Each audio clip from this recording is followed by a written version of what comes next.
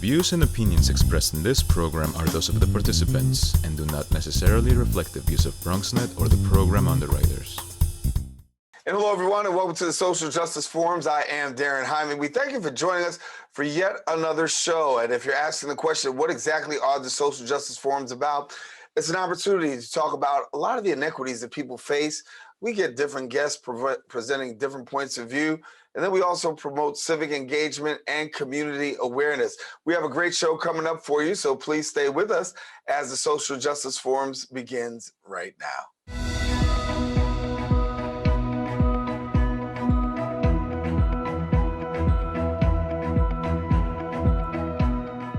Welcome back to the show.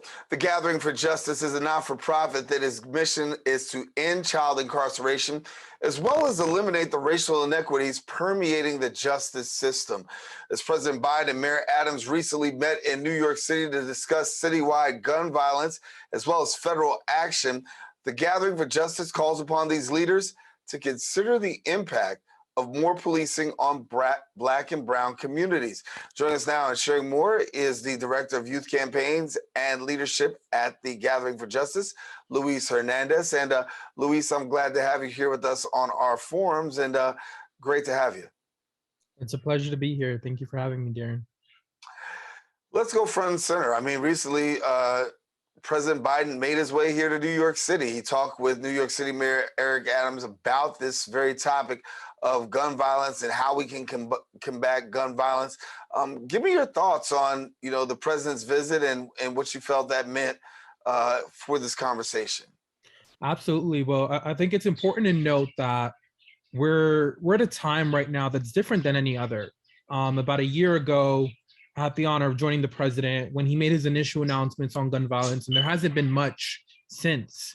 And so for the president to come to New York amidst a time that gun violence, it's one of the most prevalent issues in society, I think that it shows an alignment between the federal government, the state, and the city in ways that we need it. However, the crux of it is that we're turning back to policies that we know don't work. And so I was a part of some of those meetings that occurred. I met Biden when he came to New York, and that's part of what I pressed. I think it's important to note that we need violence prevention strategies. We need solutions to this crisis. We need to end this epidemic of gun violence, but it doesn't come from criminal justice. It doesn't come from policing, and it doesn't come from systems that have failed our people over and over again. And so we know more than anything right now, what we need, it's things like the crisis management system that serves our communities, that is employed by people who live in our communities, who know our streets, who are former gang members, who understand the nuances of what it's like to be on the streets right now as a young person, as someone who's experiencing gun violence. And so we're calling on the president, we're calling on the mayor to pivot away from these strategies that they know too well does not work. We've had over policing, we've had these crews within the NYPD that roamed our streets and stop and frisked our young people and our community members for over a decade, and we've seen the results. It doesn't work. It leads to punitive measures and over-incarceration in our communities. Let's talk more specifically about that. As you talk about stop and frisk, it's something that I've spoken about. I really am not in favor of stop and frisk. I didn't see too many results myself. I found it to be more the other way around, that it does become more detrimental, particularly in our communities. We saw it enacted in years past, and we've even heard former New York City Mayor Mike Bloomberg, who even admitted that stop and frisk was not the best measure whatsoever, yet and still a path towards reinstatement towards by New York City Mayor Eric Adams to possibly see this back on the street, the impact of more policing happening here across New York City. But you do have concerns about stop and frisk. You do have concerns about possibly the potential of over-policing and possibly more incarceration. Absolutely. I think that's spot on here. We've seen what the mayor is calling a blueprint. We've analyzed it, and I think it's important to recognize both the good in it, but also recognize what's failed us. And so much of it that has failed us, it's because we've seen it before. Right? It's not an innovative approach. Police units jumping out in unidentified clothing, being unidentifiable on our streets does not make our communities safer. I think we need to look at the stats. We need to understand the data. And what we know is that the safest communities are the communities that have an abundance of resources, are the communities that have community centers, are the communities that have thriving schools and a really powerful workforce that employs all type of people, whether or not they have an education. And I think that's where we need to move. We need to move towards serving community members who are in need of resources, creating opportunities for employment, creating opportunities for young people to be engaged in programs in and outside of schools. And we can't rely on police to do that for us. We can't police our way out of this epidemic of gun violence. We can't criminalize our way or prosecute our way out of these issues. It's going to result in a failed system. It's going to result in over policing. And we're going to see the phase 2 of Biden's crime bill, right? As Eric Adams talks about being the Biden from Brooklyn, what I see is 1994 Biden, crime bill Biden, the Biden that fueled mass incarceration across this country. And we cannot allow that to happen, not in New York and not in 2022. I know there's a lot of concern in communities, particularly after the mayor and the president left. There was concern about police-community relations, already strained, already messed up, and how this could have a more traumatizing effect. Give us some insight into how this can be more traumatic, because even for you in your own personal life, I mean, you've had traumatic experience with your brother in regards to him having becoming a victim over policing. So first of all, share with us a little bit about that experience with your brother, and then lead into, and then you can continue talking about the trauma aspect. Absolutely. There's a range of trauma. I think for many of us who grew up in these communities that were over policed or were phasing out of over policing, we experienced the post-traumatic stress of that. We experienced the post-traumatic stress of being in facilities that are decaying. Folks who've been to Rikers, people like my brother, right, who was forced to spend over a year in Rikers Island for a crime he didn't commit. These are the type of things that people are enduring in our communities. And it starts with that initial contact with police, right? That initial arrest that leads to these ongoing proceedings that sometimes feel never ending. And I think so much of what we need to do in our communities falls back on the damage, the harm, the trauma that's been created, not just by police departments, but by a system that's failed us completely, right? We've seen former mayors fail us. We've seen former politicians be elected, run and be elected on campaigns calling for transformative justice, and they get into office and fail their communities once again. And so what we need to see to transform this pain is that investment in resources, right? My brother spent over a year in Rikers because of New York's terrible bail system, right? Cash bail was not something that we can continue to go back to. He was a 16-year-old teenager arrested at Rikers Island, being charged for crimes he didn't commit, and was facing a $250,000 bail. No family in the Bronx, no family from New York 15, the poorest congressional district in the nation, could afford a $250,000 bail. And so what you're telling folks like my family is that when you don't have the resources, because you don't have the money, you deserve to be locked up, right? It's a dual system, one that serves white and wealthy folks a different way, and Black and brown community members who don't have access to resources in a completely varying way.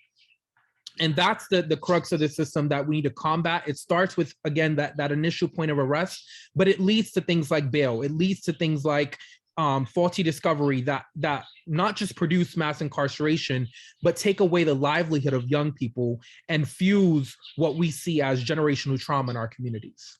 And this is your personal experience, because we do know the officer that was involved in the arrest of your brother was later caught in corruption. That's right. The Detective David Terrell at the time, he was not just caught in corruption, but caught in a entire entanglement with the NYPD, where he was not just harassing women and children, but arresting folks in all different communities. He had been transferred from various other departments, had already experienced several lawsuits. And so it raises the question as well around qualified immunity, right? As well as how are we holding these systems accountable? Currently, there are no systems that thoroughly hold these systems to account, right? There's no overseeing department that can hold the NYPD accountable. We have a CCRB, but they don't have decision-making power. And so what does it look like to transform some of these things to allow oversight to exist, to allow us to shift to a place where not just community members are being held accountable, but everyone who creates harm, everyone who creates damage is being held to account for their actions. That's where we need to move. We can't just think about what's happening on our local community level. That's absolutely important. We need to address that. We need to address the harm. We need to pour resources into that. But we need to also address the harm that's coming from the top, right? The systems that continue to fail us, the over-policing, the harm and the trauma that's coming from an entire department that quite frankly has more funding than militaries around several countries in the globe. Yeah. And so I want to take a moment and have you share a little bit about your organization. You're National Director of Youth Campaigns and Leadership at Gathering for Justice. And for those who may not know about Gathering for Justice, tell us about your organization. Absolutely. So the Gathering for Justice was founded in 2005 by legendary singer, songwriter, activist Harry Belafonte. After he witnessed a 5-year-old Black girl, Jaisha Scott, being handcuffed in her classroom. And so it's why our mission is to end child incarceration. We realize that policing in our schools and our communities for too long has led to the criminalization and adultification of not just Black girls, but Black and brown children across America. And so it's something that we uniquely experience in this world. As the Director of Youth Campaigns and Leadership, I'm looking to launch a campaign to end the war on children this year. And there's so much ahead for the Gathering for Justice. As an organization who's been not just rooted here in New York, but rooted in places like Alabama and California and so many others, we're doing work to transform the system from the inside out. And there's a lot to be done. We need the support of the community, but we also need folks to be held accountable throughout this process. And it's why we're not just fighting for these issues. We're really looking at a transformative approach to disrupting criminalization of young people in their schools, in their communities, and on our streets. Talk to me about where you are in terms of optimism. Are you optimistic that things will get better in terms of criminal justice reform, policing, given the fact that New York City Mayor Eric Adams is a former and retired New York City Police senior brass? Are you optimistic that he has the mindset of community, or do you think that he will really draw down a little bit more on his law enforcement experience, which could be possibly more detrimental when it looks to the issue of over-policing? Listen, I have to say that I'm not very optimistic that at the moment, but what I also know is that we're not even 100 days in. And so Adams and his entire administration has an opportunity to pivot away from punitive tactics that they know don't work. He ran on a campaign where he talked about bringing accountability to the NYPD. He ran on a story talking about his experience within the department and why he decided to become a police officer. And that's a story of accountability. That's a story of braveness. That's a story that many New Yorkers could resonate with. But we can't afford to have someone come into office and lead in an entirely different way. We can't afford fear-mongering. We can't afford detrimental effects on policing and incarceration in our communities. And we know too well what does and doesn't work, right? These aren't things that are falling out of the sky. He's not innovating in any way. He's leaning on tactics that have failed us for generations. And so we're calling on him to shift that right now. He has an opportunity to roll back some of the things that he's done. And he has an opportunity to transformatively invest into the crisis management system and truly bring New York back to its heels, right? We're recognized across the country as the safest big city, right? But it doesn't feel like that anymore. And so as mayor, he has the power to transform that. He has the power to invest in systems that work, invest in a cure violence initiative that can transform our approach to gun violence prevention, and also invest in the education and resources of young people who are being disproportionately impacted by the violence that we're seeing in our communities. And so while I'm not optimistic about the administration, I am optimistic about the young people who are leading the fight right now in New York, who are fighting back against these tactics and fear mongering that we're seeing in our city, and who are raising their voices in unparalleled ways. And so I call on the mayor to do better as much as he knows better, right? And I'm also calling on his administration to guide him in the right way. Who are the people that he's speaking to? Who are the people around him? Because what I do know is that it's not community members like mine. It's not people like myself. It's not folks who've been on these streets and understand the effects of policing and criminalization as well as I do. Yeah. Well, before we go, I want to get an opportunity for some young people that may be watching, or you got some parents out there saying, listen, I want to get him connected, my son, my daughter, connected to an organization that's actually making a difference and doing some social justice work and creating social impact. How can people be a part of your organization? Absolutely. So there's many ways in which young people specifically can be a part of our organization, but we are an intergenerational organization, so we welcome the entire community. There's many works in which we do. We have a volunteer task-based task force here in New York, Justice League NYC, and so we invite you to apply and join that community. You can visit our website, www.gatheringforjustice.org. That's gathering, FOR, justice.org, to learn more about our programs and our work and sign up for our mailing list. And really, that's the best way in which you could plug into any programmatic activities that come up. We offer support to the community. We led a social justice initiative that really relied on mutual aid, where we were offering community-based grants and are looking to bring that back in the coming months. And so we want to continue to support and work with the community as best we can. So again, visit www.gatheringforjustice.org or follow us on Facebook, Instagram, and Twitter at gather4justice. Louise, want to thank you so much for being with us. Great information. Got to have you back throughout the course of the year as we continue to take a look at the mayor, policing, and some of these initiatives and seeing how they're pan out, and whether or not we can see any chart, any progress on that. Luis Hernandez, thank you so much for being with us. It's been a pleasure. Thank you for having me, Daren. All right, brother. We'll talk to you soon. Listen, got to take a quick break. We'll be at more show here on the Social Justice Forums. We'll be back in a moment.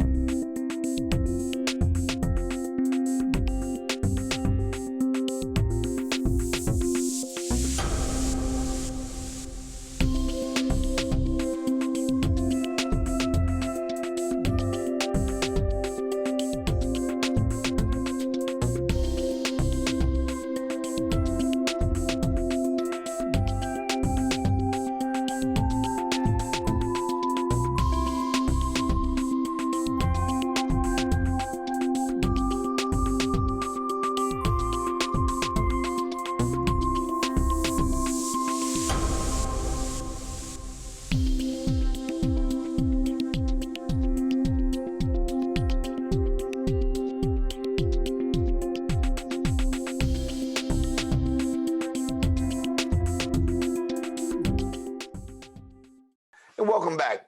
Established in 1983 as a result of the AIDS crisis, New York City's LGBTQ Community Center has grown and evolved over the last 4 decades, creating and delivering services empowering people to lead healthy as well as successful lives. Now, NYC's LGBT Community Center, Equality New York, and the New Pride Agenda recently announced their partnership and formally unveiling their collective policy and budgetary priorities to advance the LGBTQ equity and justice in New York State. We're pleased to have joining us the Senior Director of Advocacy and Community Engagement at New York's LGBTQ Community Center, Trevon Mayers, and then also community organizer of the New Pride Agenda, Shéár Avory. And thank you so much for being with us as you both share in this conversation. So glad to have you. Glad to be here. Thank you for having us. Thank you. Thank you. And so there is this new partnership. And so for those of us who may not be so familiar with this new partnership, give us more about what this partnership actually means. Thank you for saying that. I think that this is, it's definitely an opportunity for us to leverage the work that our organizations have been doing for a long time, but in a new way. I think that this is a partnership that really speaks to the momentum that that the LGBTQ community is leveraging now as we think about sort of like what are the unique challenges that LGBTQ are facing, not just in New York City, but across the state, and how we can usher in a new chapter to support folks that are actually experiencing and dealing with some of the challenges that have been exacerbated since the COVID-19 pandemic has taken place. And so each of our organizations, the center, you mentioned a little bit about the center's background at the top of the program, Equality New York and the New Pride Agenda, all have unique connections to community and all have different strengths. And we want to be able to coordinate and convene community in a way that we feel is most powerful and most beneficial to our end goal, which is to offer support for LGBTQ people across the state. Yeah, share a little bit more for me on the issue of rights and really awareness, because there's some legislation that's out there that you're paying particularly close attention to that you want New York State lawmakers to really take into account. Yeah, I think, again, thank you so much for having us. This is an incredible opportunity to share about our partnership and the legislative wins that we're hoping to achieve this year. It's really important that we begin to think about moving beyond a culture of protections towards a culture of equity.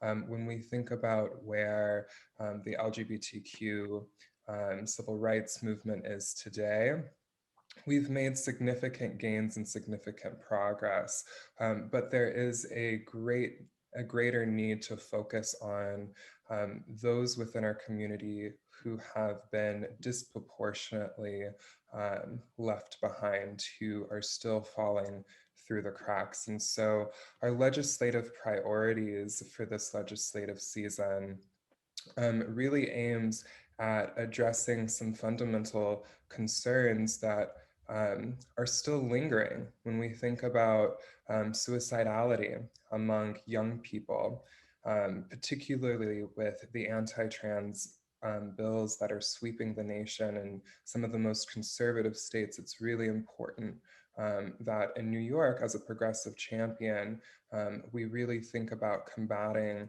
suicidality and supporting students.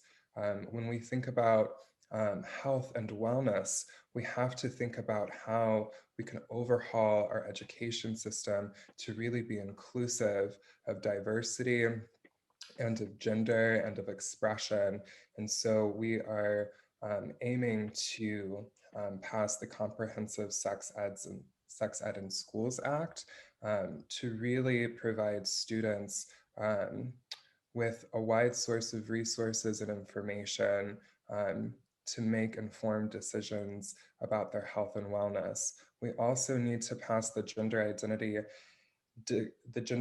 Respect, Dignity and Safety Act to ensure that particularly trans people who are experiencing incarceration are safe and protected and are housed accordingly. We also need a TG&C Wellness and Equity Fund to invest in our communities, in the most marginalized communities that are often left behind in policy making and budget making processes.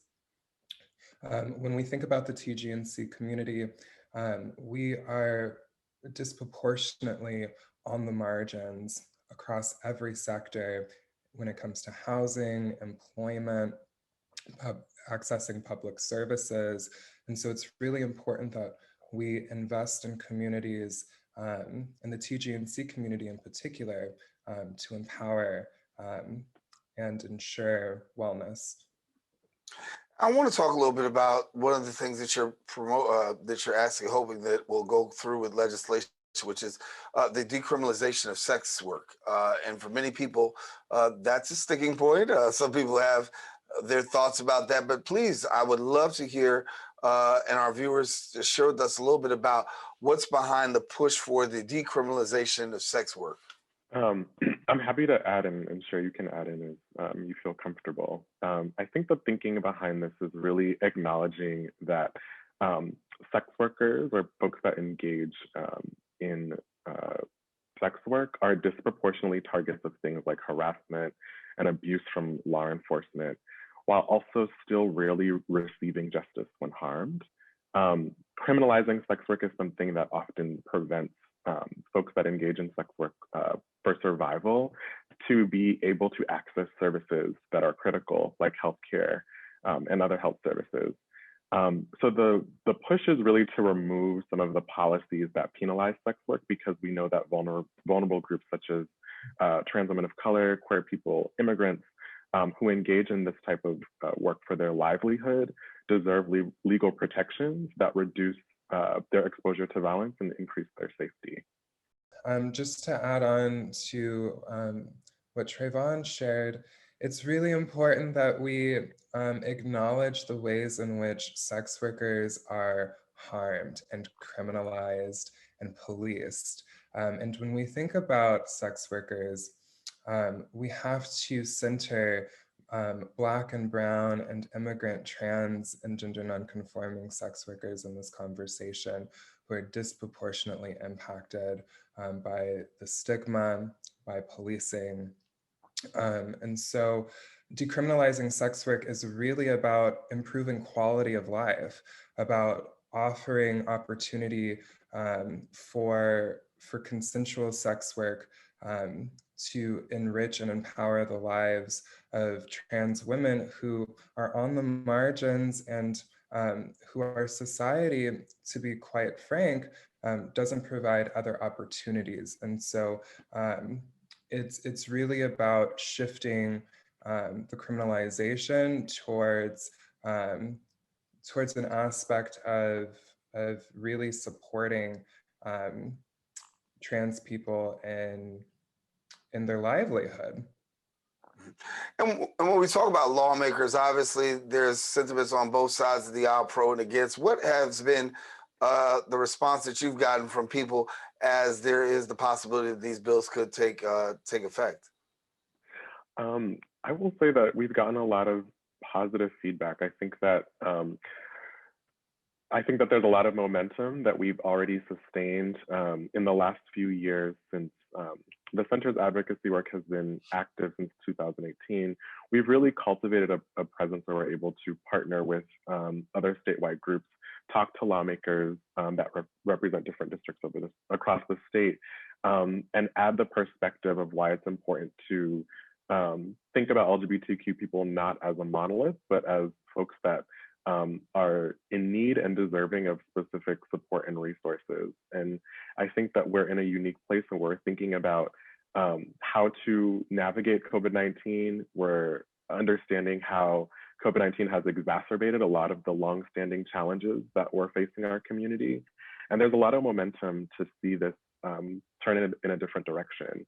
So when we talk about sort of like what the state and what our lawmakers are tasked with doing, it's really investing in some of the initiatives that are laid out on our platform, because this is particularly crucial at this time.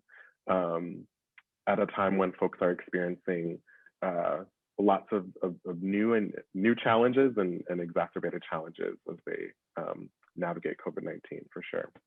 Yeah, sure. How do you grade the progress meter when it comes to dealing with issues affecting the LGBTQ community? Are we becoming more sensitive? Are we becoming more responsive, or is there a decline?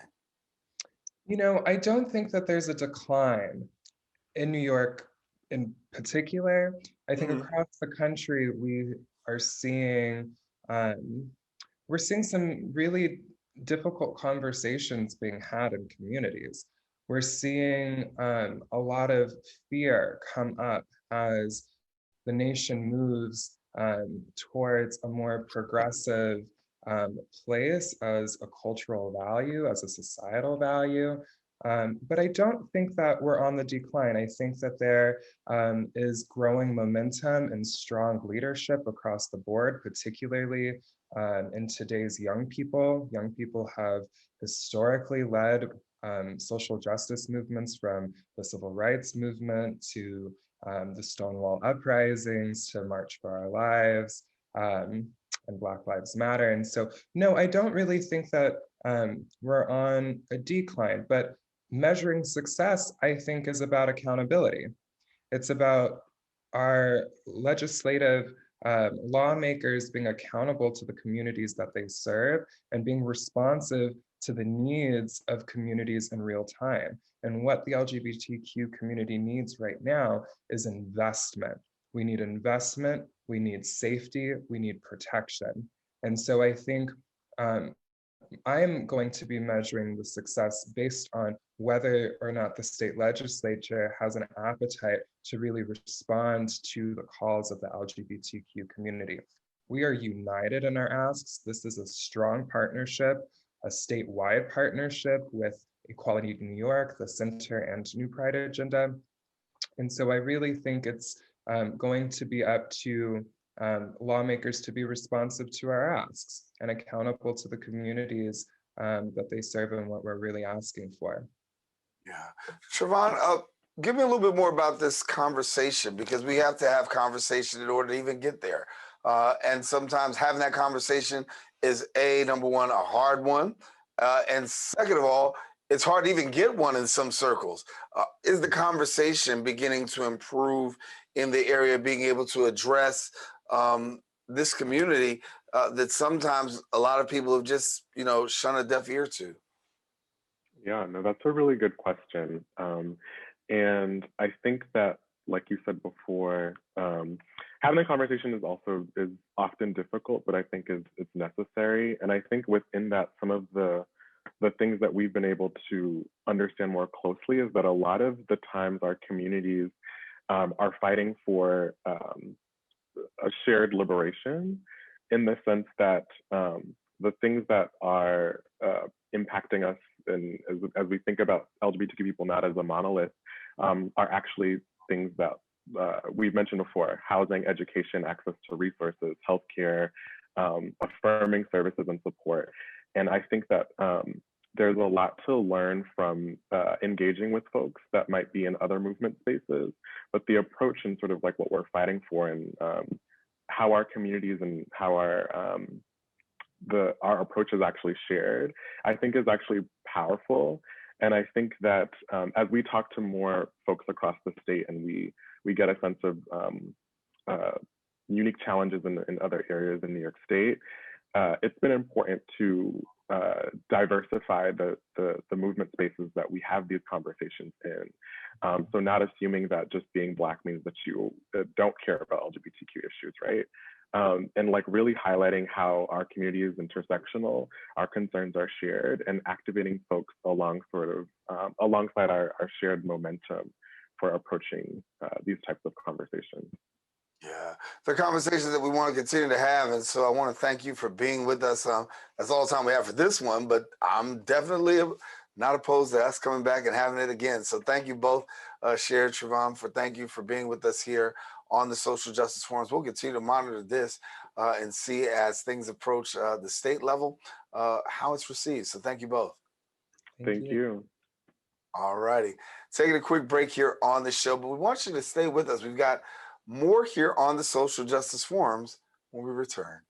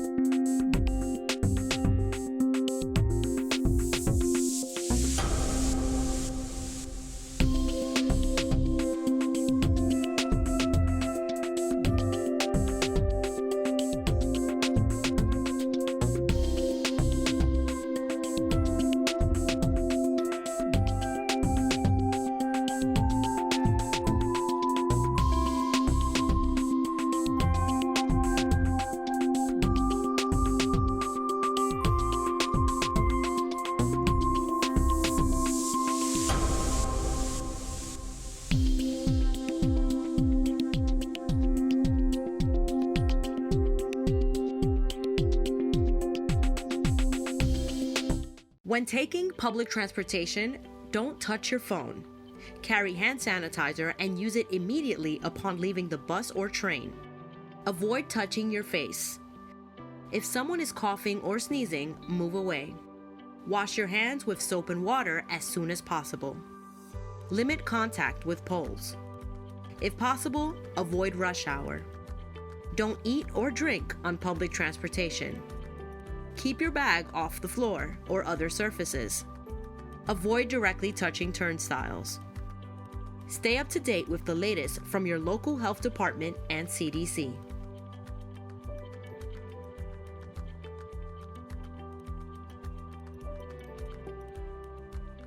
We built a media network for you. BronxNet TV. Come learn in your new state-of-the-art studios at Lehman College. At Mercy College. And coming soon to the South Bronx in the Hub. Inspire with your stories, culture, history. Your Bronx on BronxNet. Engage with us. Connect with us at your channels and at bronxnet.tv. Learn, engage, inspire. BronxNet TV. From the Bronx to the world. BronxNet.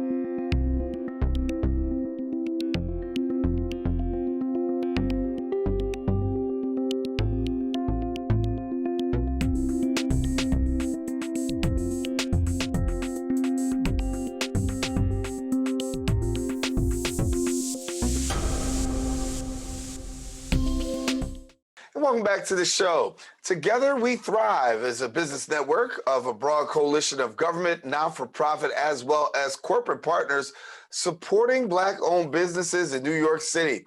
Now, the coalition was launched in response to the disproportionate impact of COVID-19 on Black-owned businesses. Our next guest first connected with Together We Thrive in December of 2020 and are still partners with this organization. Joining us now to discuss more is the owner of Bushwick Grind, and we've got Kymme Williams-Davis with us all the way from Bushwick, Brooklyn. And Kymme, good to have you.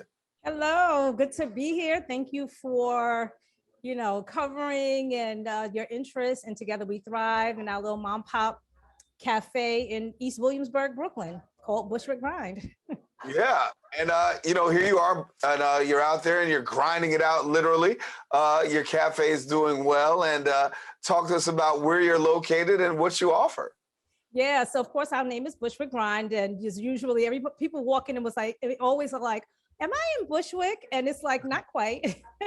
So the name Bushwick Grind is really an ode to who I call my three Brooklyn mothers. My great-grandmother, my grandmother, and my mother were all Bushwick girls, and they all grinded. My grandmother was a teacher and a nurse, an educator and a nurse. My grandmother, my great-grandmother were all, women who were about their thrive, and about their grind. So the name is Bushwick Grind is an ode to them, but we are in East Williamsburg, Brooklyn. We're at 63 Whipple Street, Brooklyn, New York. We're about 2 blocks away from Woodhull Hospital, for those who know the area. Mm-hmm. Know Woodhull very well, and definitely been down there many a time. And I want to talk to you about your work, because not only are you a business owner, you're also a partner, and you've partnered with Together We Thrive and the Black Business Network.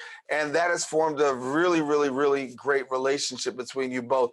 Talk to us about the connection there. Yeah, I mean, I think, they are an organization which I am a recipient of. I don't know if I elevate to partnership, but I have been partnering with that organization who have been, I kind of called them board of directors. At times, small mom and pop shops, you usually don't have an external voice where you can kind of throw some things against. When during COVID, you had all these different legislations, all these different regulations that were coming out, just kind of sparsing that information and going through the details of some of the things like PPP forgiveness, networking with other people, looking for different avenues that we can advocate to, like the restaurant revitalization funds and things like that. So they were really great partners in providing information to me.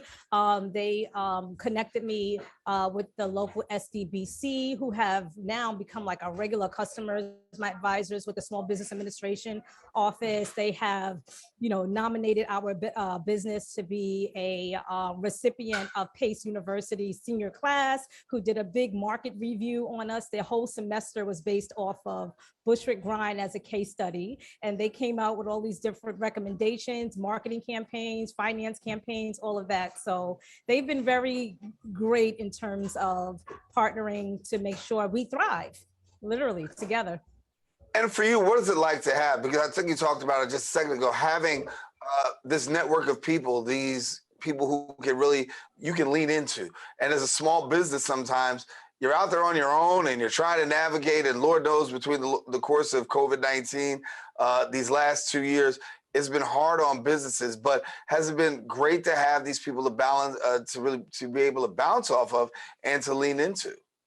Well, I would say it's like that common phrase that is even biblical, right? Like you want your name to be mentioned in rooms that you're not in. And it's really that type of experience. So, they bring me up to initiatives and things and programs and services that I'm not even aware about. So, they will hear things going on and they're like, oh, I know a great business that can, answer that call, or that can take care of that request. So they'll bring me up, they'll request or recommend or refer me in cases where these are things that I don't even know, or don't have the network. I don't have the network strong enough to know about. So that's really a good example of how it is. And so for you, you also do a great job of locally sourcing your food and your coffee, you know. And when we talk about locally sourcing, that's not something that everybody engages in, but you've made it a priority. Why? Yeah, it's very difficult to do. I see why we can't. We were more successful at it, I would say, before COVID. There has been more constraints in supply chain, but the real reason is because when I first started this, I remember about 3 or 4 years ago, there was a recall on romaine lettuce, and there were actually, which was attached to deaths, and it was only a certain region in the world, if you got that romaine from, that you had to recall. So when I went back to my very large distributor that a lot of restaurants use, and nothing that is wrong with them, but I was just shocked to know that they could not just tell me what region of the world that produce came from.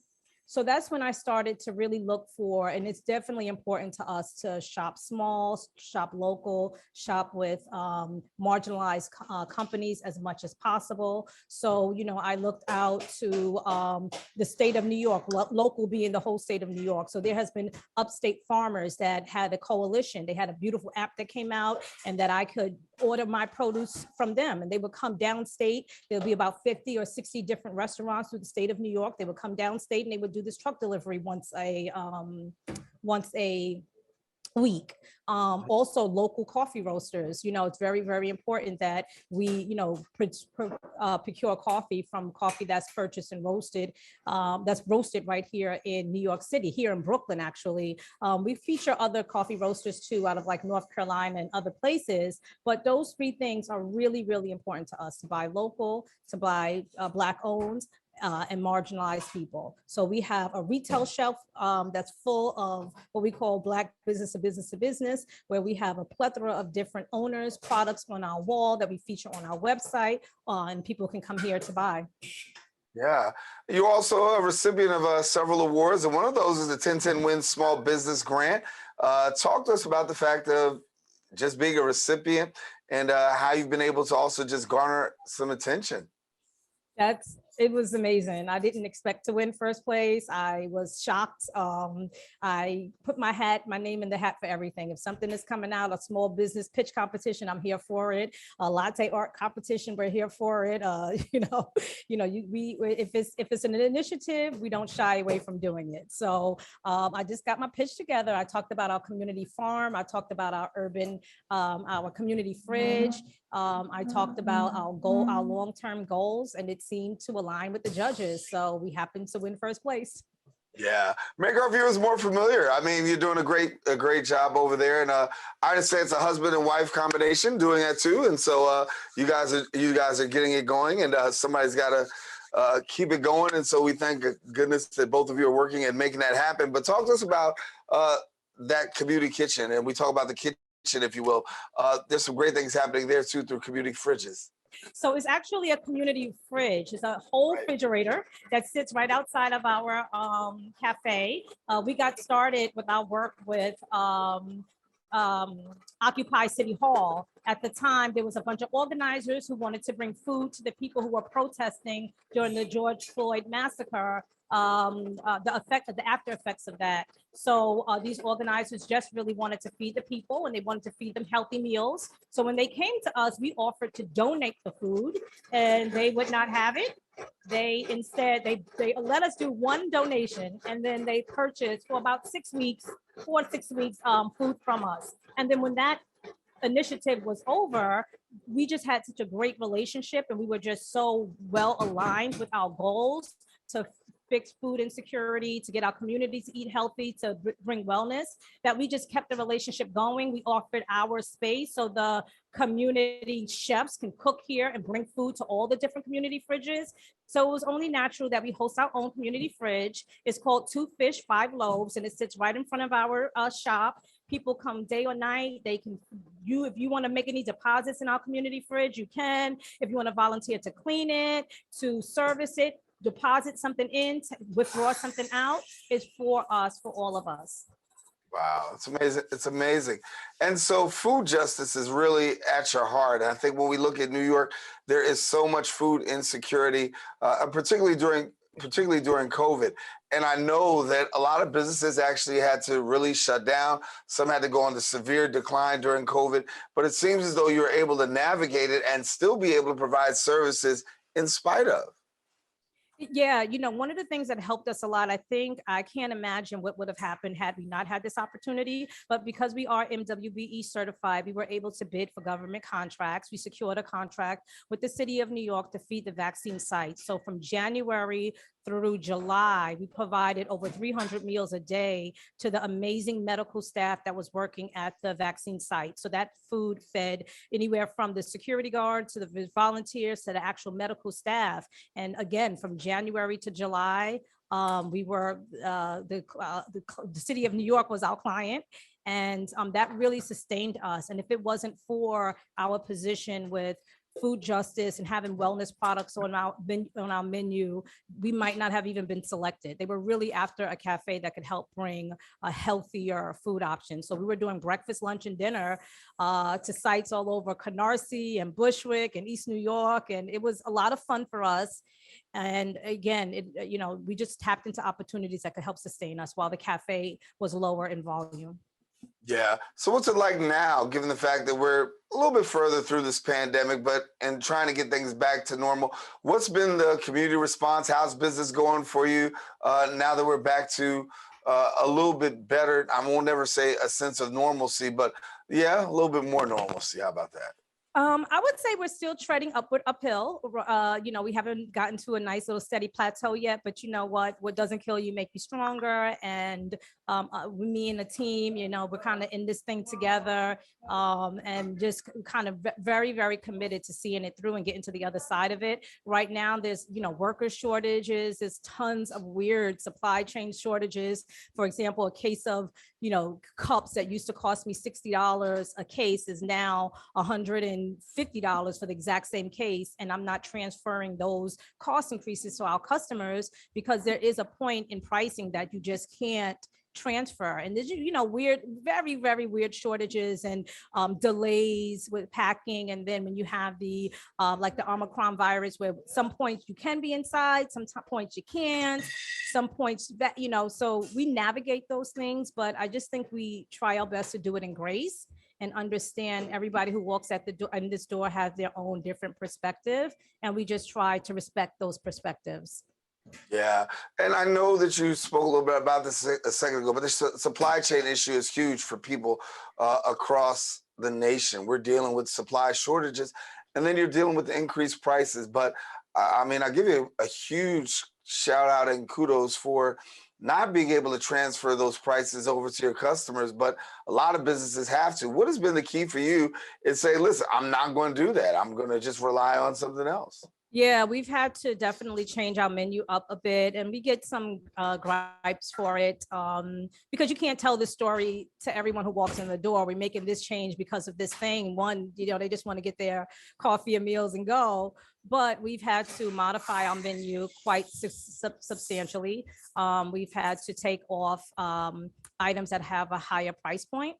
We completely removed our brunch menu at this point. Don't have the ability to do too much indoor dining anyway. So the meals that people want to come in, sit down, pat your feet and stay a while, we're not doing that right now. We'll get back to it. So that was one strategy that we used. Another strategy is our staffing. Sometimes we'll just have one person on shift where we used to have two.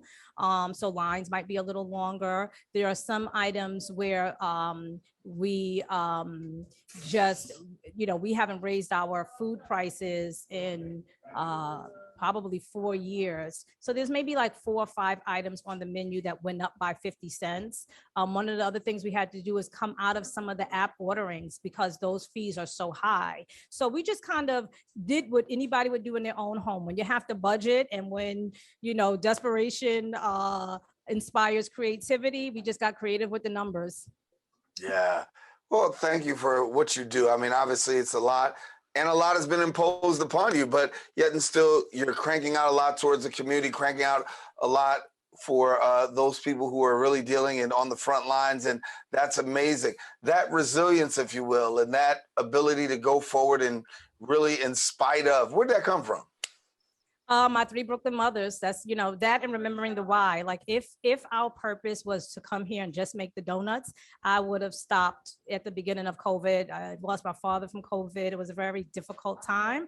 And if the why was just to, like I said, like I always say, our business is, our product is food and beverage, but our business is people. Our business is community. So because we're so rooted into the community and doing those other things, like how do you stop?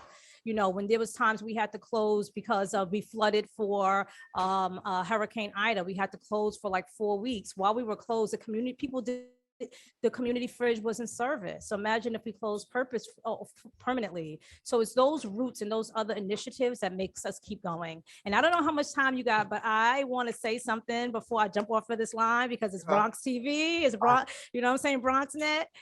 Shout out to the Bronx barista, Joe. Anybody who's in the world of specialty coffee know this brother. He has brought specialty coffee to the forefront. He creates a special community in specialty coffee. So there is no way in the world. Back in the day, about 6 years ago, when we first opened, he graced our bar and slinged some spros for a little bit, but I can't be in his house and not shout him out because he's epic. Thank you so much, Kymme. No, shout out to Joe and shout out to you. Thank you for you and your husband and the great work that's going on there at the Bushwick Grind. It's been a pleasure talking to you and have you here on the Social Justice Forums. Continue to keep up the great work and providing that much needed gap for those people who have food insecurity, those who are on the front lines. And I know your business is going to be blessed. So thank you so much for being with us. Okay, thank you so much. You guys, thank you for having me and have a great day.